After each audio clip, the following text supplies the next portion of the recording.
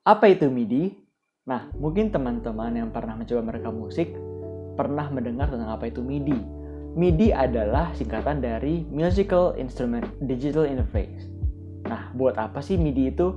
MIDI ini digunakan untuk mentransfer data dari instrumen ke dalam alat lain ataupun dari alat lain ke dalam instrumen. Secara singkat, MIDI digunakan agar instrumen bisa berkomunikasi dengan alat lain. Kenapa sih dibutuhkan MIDI? Nah, pada zaman dahulu, untuk membuat sebuah suara artifisial, maka dari itu dibutuhkan satu controller dan satu synthesizer untuk satu suara saja. Nah, misalkan seseorang mau membuat dua suara piano, dua suara trompet, semuanya dengan MIDI. Nah, dibutuhkan 4 keyboard dan 4 synthesizer. Sangat tidak praktis. Oleh karena itu, akhirnya pada sekitar tahun 1980, dibuatlah sebuah format universal yang bisa digunakan untuk berkomunikasi antara satu controller ke banyak synthesizer, sehingga dari itu bisa menjadi lebih praktis. Selain itu, MIDI bisa digunakan untuk antar manufaktur. Itulah mengapa MIDI dianggap sebagai kemajuan besar dalam produksi musik.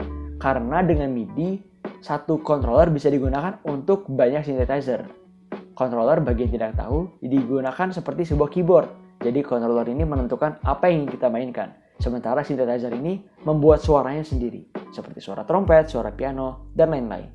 Apa sih yang ada di dalam sebuah format MIDI? MIDI ini menyimpan beberapa data, seperti apa yang ditekan, berapa lama ditekannya, seberapa keras ditekannya atau velocity-nya. Ada juga informasi-informasi lain seperti knob, slider yang ditekan-tekan atau diubah-ubah, atau juga seberapa dalam pedal ditekan.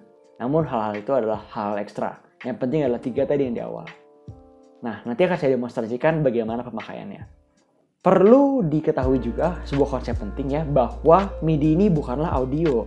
Audio adalah apa yang saya lakukan seperti sekarang, yaitu merekam suara ke mikrofon.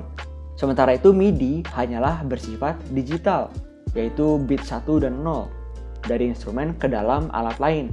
Untuk membuat suara sendiri, MIDI tidak bisa melakukan itu.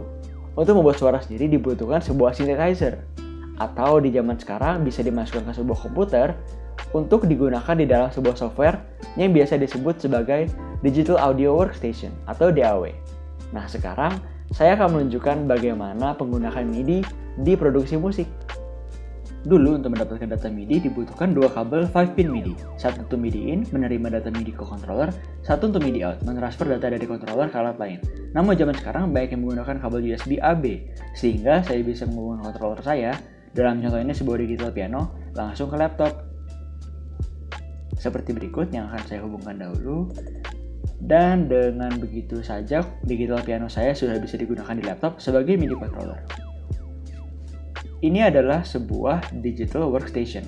Dalam kasus ini saya memakai Cubase. Dengan mudah saya bisa menambahkan track baru dengan instrumen pilihan.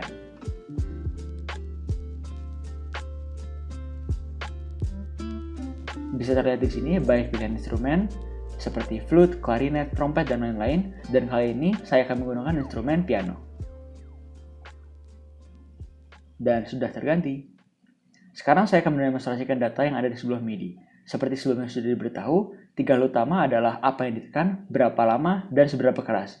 Bisa dilihat saya menekan not piano ini dengan semakin bersemangat dan suara yang Anda dengar pun semakin keras. Ini adalah hasil dari file MIDI yang sudah masuk ke DAW. Supaya semakin jelas, saya akan merekam data MIDI saya saat bermain piano. Dan inilah hasilnya. Audio yang Anda dengarkan sekarang. Perhatikan lagi di DAW, saya double klik track ini dan muncul sebuah tampilan, bisa disebut piano roll, editor, dan lain-lain. Data ini bisa didapat dari MIDI yang baru direkam dan bisa dipakai untuk melihat apa yang tadi ditekan, berapa lama, dan seberapa keras, ya seperti di bawah sini. Dan tentu saja semua ini bisa diedit. Misalnya saya klik salah satu ini, saya klik delete di keyboard laptop, dan hilang. Anda juga bisa memainkan ulang data di MIDI ke sebuah synthesizer. Kebetulan digital piano saya juga bisa menjadi sebuah MIDI synthesizer. Saya mute laptop saya, dan suara berikut ini keluar dari piano saya sebagai synthesizer. Tanpa saya sentuh, piano saya bisa bersuara sendiri dengan mengandalkan data MIDI tadi. Saya dapat menunjukkan, namun saya bisa mengubah sejenis suara piano tadi menjadi suara-suara lain, alat musik tiup, alat musik gesek, dan lain-lain.